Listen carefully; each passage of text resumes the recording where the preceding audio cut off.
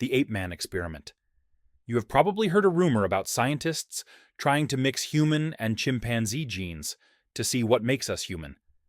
The reality is simpler and harsher. Humans carry 23 pairs of chromosomes for a total of 46 chromosomes. Chimpanzees carry 24 pairs for a total of 48.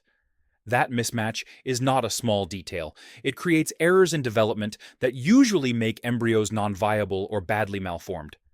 In plain terms, the chromosomes do not line up correctly, and that breaks the plan that builds a body. That biological barrier alone makes the idea of a hybrid mostly a dangerous fantasy. Beyond the math, there are ethical walls. Creating a being with mixed human and ape traits would force questions we are not ready to answer. What rights would such an individual have? How would suffering be judged? Using primates in ways that could cause mental harm crosses well-established boundaries. Those lines stopped any serious attempt long before it began. But the conversation is not useless. The thought experiment points at something real.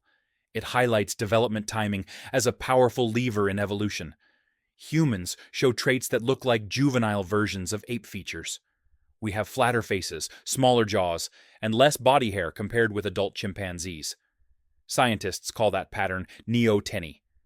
Changing when a gene turns on or off during growth can reshape an adult form without needing many brand new genes.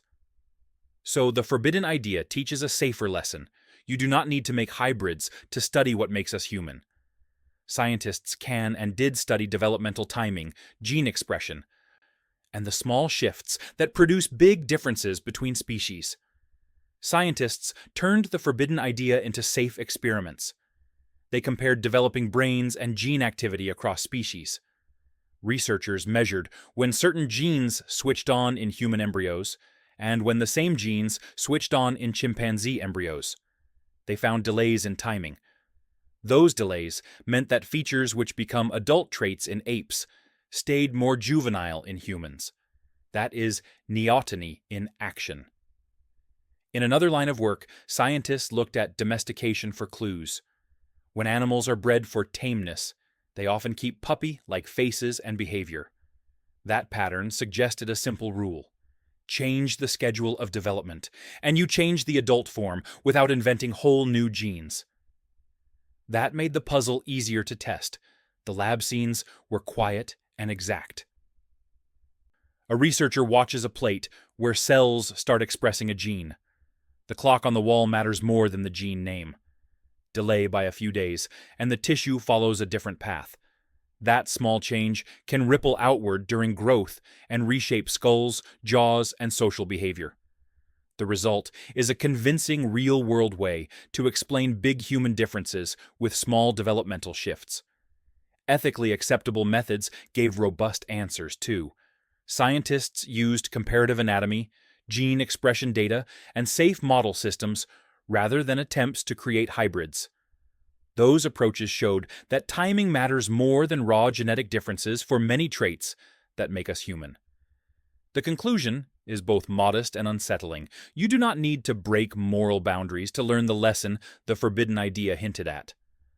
A tiny shift in developmental timing can remake a species. That fact rewrites the scale and speed at which evolution can act. Unit 731. You are in a secret compound in occupied Manchuria during World War II.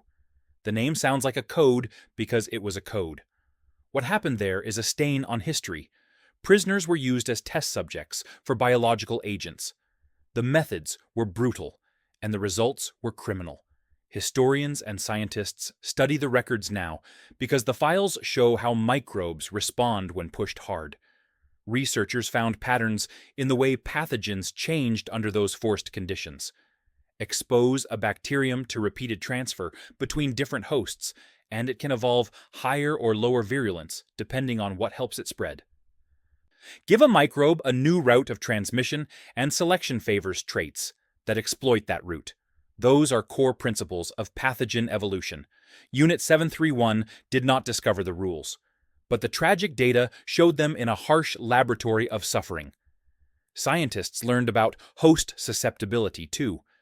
Malnutrition, crowding, and stress change how hosts respond to infection. Those factors make some populations more likely to allow a pathogen to spread. That interaction between human conditions and microbial change is an everyday part of how diseases evolve. This chapter is not about excusing or praising anything. It is about facing a truth. When humans create extreme conditions for microbes and for people, we alter the evolutionary game. The moral cost of learning that lesson was enormous. The question that follows is not scientific alone. It is ethical.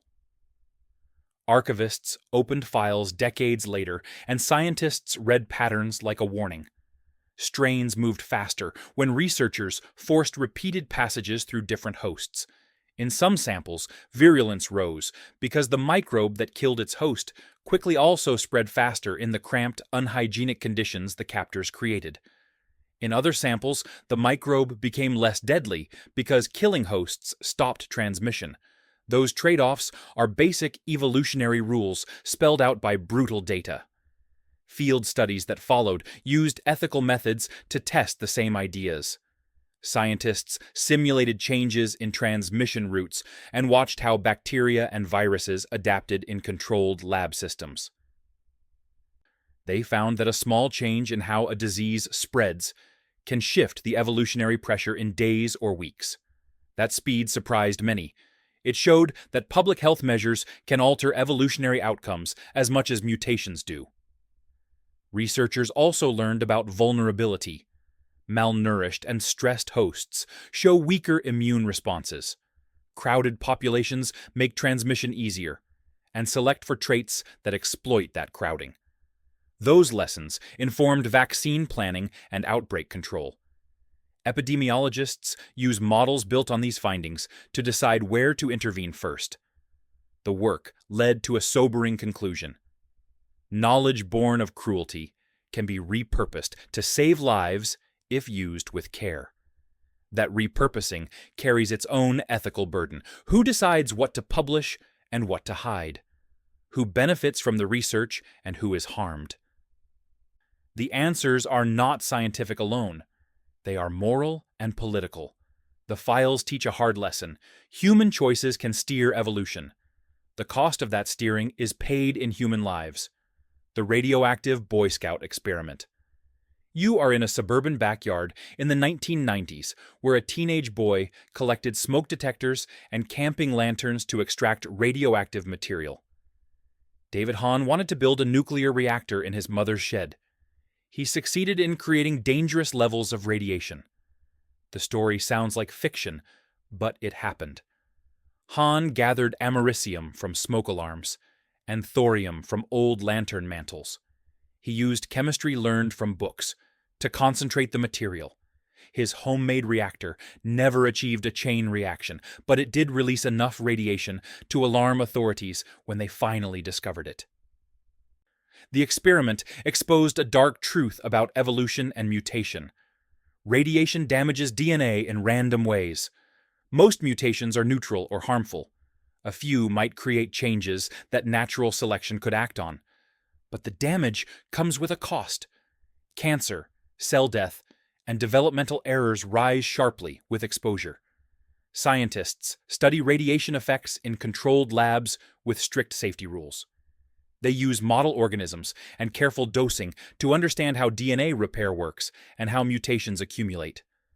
Those studies showed that while radiation can speed up mutation rates, the overwhelming result is harm rather than useful variation. The Boy Scout case became a warning.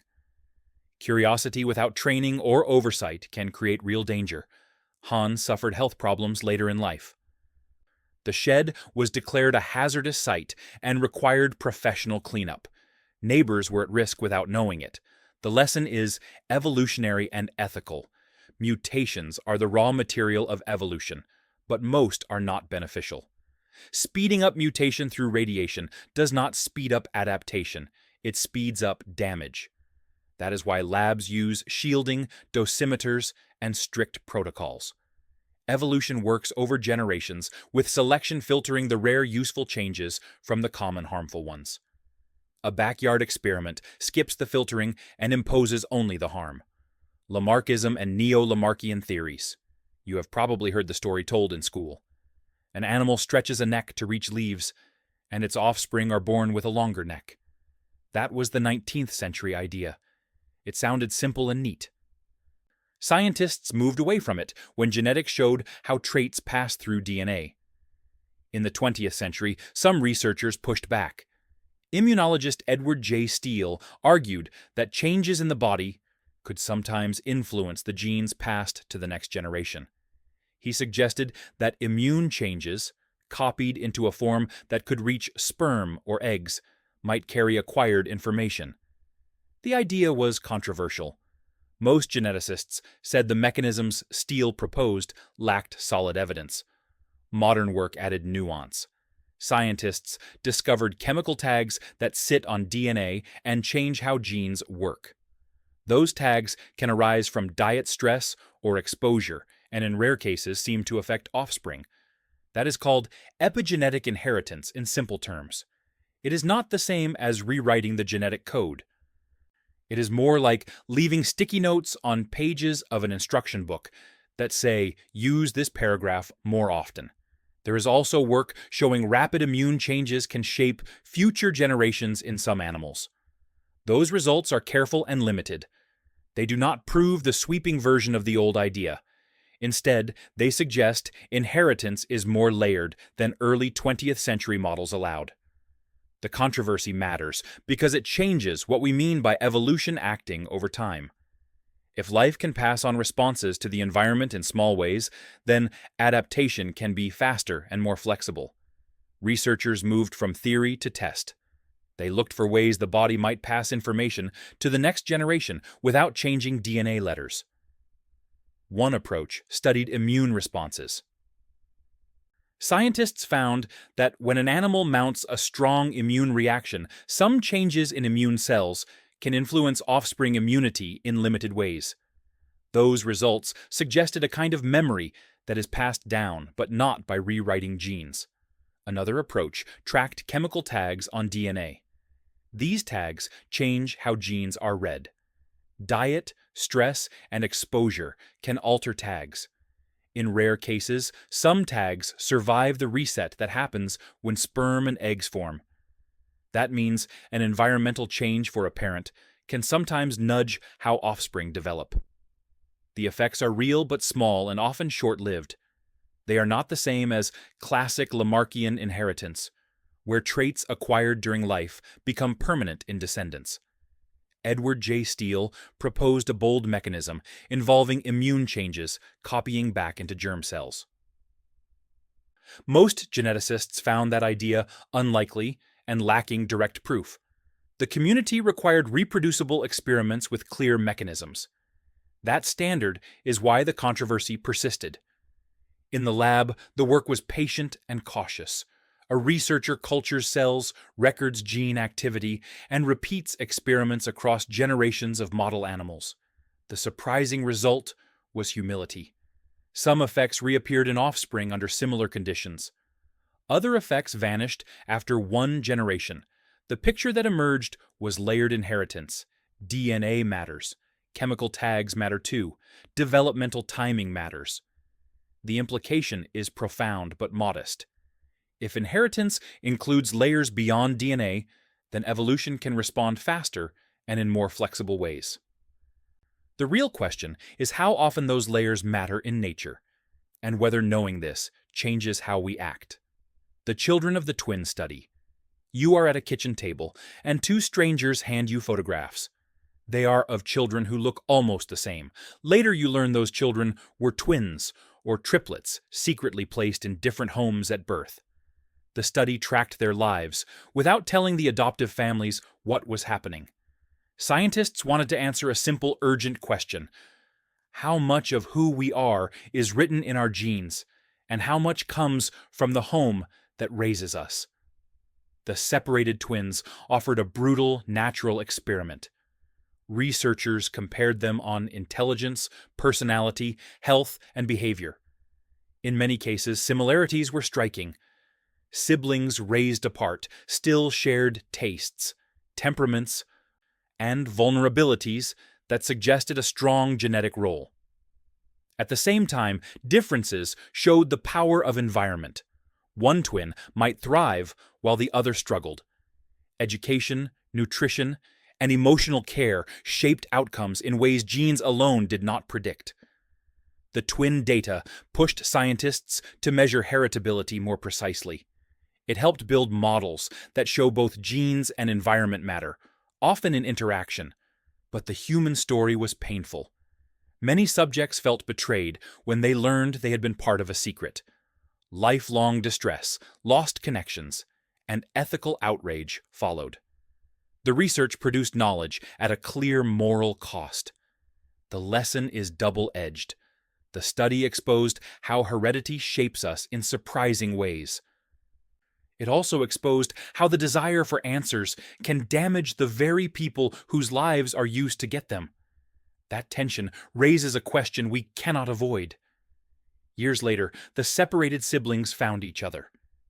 Imagine getting a call and learning you had a brother or sister you never knew. Some reunions were joyful, others reopened wounds. When researchers finally examined records, they found patterns that were hard to ignore. The data showed strong similarities in many areas. Twins raised apart often shared mannerisms, food preferences, and basic temperaments. In measures of cognitive ability and in some personality tests, the correlations were high enough that scientists could not ignore the genetic signal. That pushed the science forward. It gave clearer numbers for how much heredity contributes to traits people care about. At the same time, the studies showed limits. Different families produced different outcomes in health and behavior. Education and emotional care changed life paths in real ways. One twin might have success while the other suffered. Those contrasts proved that environment matters and that genes are not fate. The painful part is how the data were collected. Families were often not told. Children missed out on knowing their real siblings. Many subjects reported lifelong feelings of betrayal. That human cost led to public outrage and to new rules about consent and ethics in research with children. Scientists still use twin data because it is informative, but the field now insists on transparency and safeguards. The lessons are two-sided. The research revealed how heredity shapes many parts of us. It also taught the scientific community a hard moral lesson about how not to treat people in pursuit of knowledge. The question left behind is stark. Dream invasion trials. You wake up certain the dream you had was planted, like someone slipped a thought into your head while you slept. Reports about secret trials claim researchers tried to do just that. Details are scarce and often second-hand. Some accounts describe a secret facility where subjects were exposed to sounds, smells, and drugs during sleep to steer dreams. Other reports suggest attempts to induce shared dream content among groups. Because the evidence is thin, we must be careful. Historians treat the stories as alleged and unproven. Still, the idea matters, because modern science has shown that sleep is not private in the way people once thought. Researchers can nudge memory consolidation by replaying sounds tied to learning. They can influence dream content in modest ways with targeted cues. Those controlled lab results are far from the dramatic claims in the rumor mill, but they show a kernel of possibility. The ethical questions are immediate. Dreams carry private thoughts and emotional processing. Manipulating them without informed consent violates privacy at a deep level. The risk is not just harm to individuals. If dreams can be steered, they could alter what people remember, what they learn, and how they behave. That changes cultural transmission, which is one of the engines of human evolution. So the story is partly cautionary. Alleged trials are haunted by secrecy and doubt. Real science shows limited ways to influence sleep. The hard question is this. You wake, and the memory feels like someone placed it there. Some stories claim secret trials tried to plant dreams. Those reports remain unproven. What we do have is careful lab work that shows sleep can be nudged in small ways. Researchers learned they can replay sounds linked to a learning task while people sleep. That replay makes the memory stronger the next day. Scientists also used smells and brief cues to bias what people dreamed about. The effects are modest. They help memory consolidation, but they do not create complex new beliefs out of thin air. A lab scene is quiet and ordinary. A technician sets a low volume tone. A subject sleeps in soft light. The device times cues to match sleep phases. The results come from repetition, statistics, and careful controls. That is not the same as the dramatic invasion claimed in rumors. It is a measured nudge, rather than mind control. The ethics are immediate. Dreams are where people process trauma, fear, and private thoughts. Influencing that without clear consent would violate privacy in a deep way. The risk is not only individual harm. If institutions or states could steer sleep, they could shape what people remember and what they pass on in culture. Scientists and ethicists urge strict limits. Research with sleep cues must require informed consent and independent review. The harder question is social. Who gets to decide when it is acceptable to influence sleep and for what purpose? That question is not scientific alone. It is about power, trust, and how we protect the inner life of a person. Frankenstein dog experiment. You step into a dim Soviet laboratory in the 1930s and see a machine that promises to beat a pulse back into severed tissue. Sergei Brukhonenko built a primitive heart-lung machine and used it to pump blood through organs and even heads separated from bodies. The demonstrations were filmed and shown to officials and the public. The technical idea was simple. Keep tissue supplied with oxygenated blood, and it will continue to respond. Brukhonenko perfused vessels with blood warmed and pumped by a device. In some filmed moments, eyes blinked and reflexes occurred. Those observations pointed to a basic biological truth. Cells and organs survive if circulation and oxygen continue. That is a cornerstone of modern medicine. The work was controversial for many reasons. The experiments involved live animals and shocking visuals. Critics say some scenes were staged and the science overstated. Others point out that the methods were crude and painful. That controversy has two effects. It made the experiments infamous, and it pushed researchers to look for humane ways to preserve organs. The legacy is real and complicated. Techniques for preserving organs for transplant and machines that support breathing and circulation owe something to early perfusion experiments. Modern life support is careful, ethical, and governed by oversight. It uses refined technology to save lives rather than shock spectators. The lesson is double-edged. Pushing the boundaries of life revealed a powerful mechanism. It also asked an ugly moral question.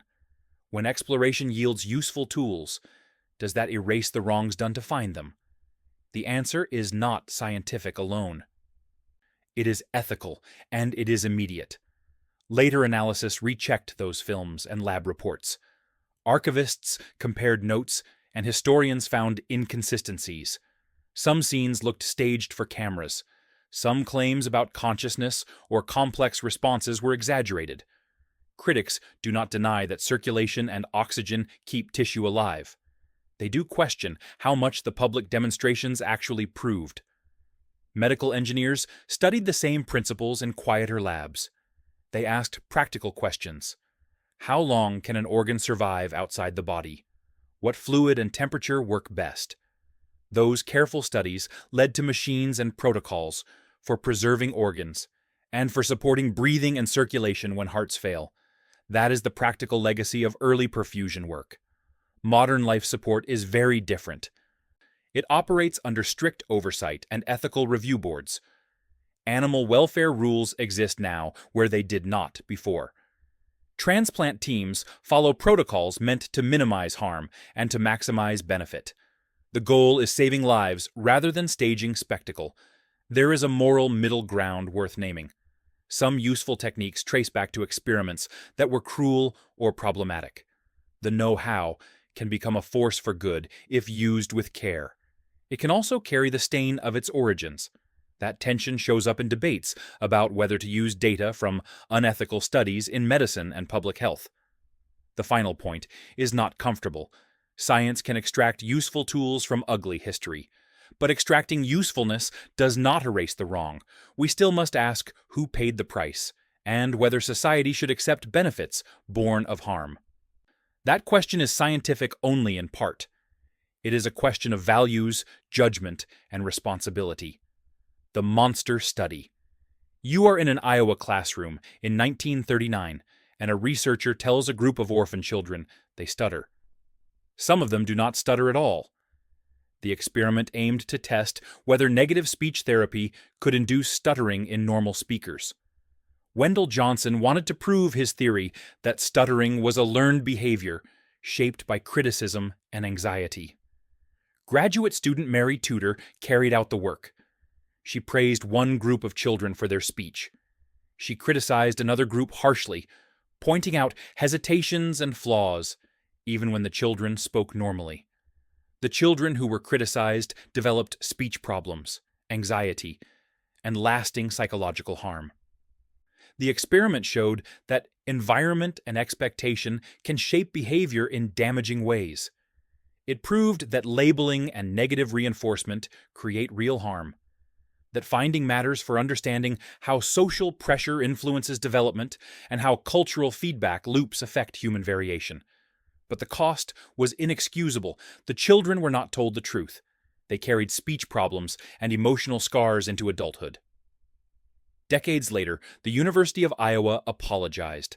Survivors received compensation. The study became a textbook case of research ethics gone wrong.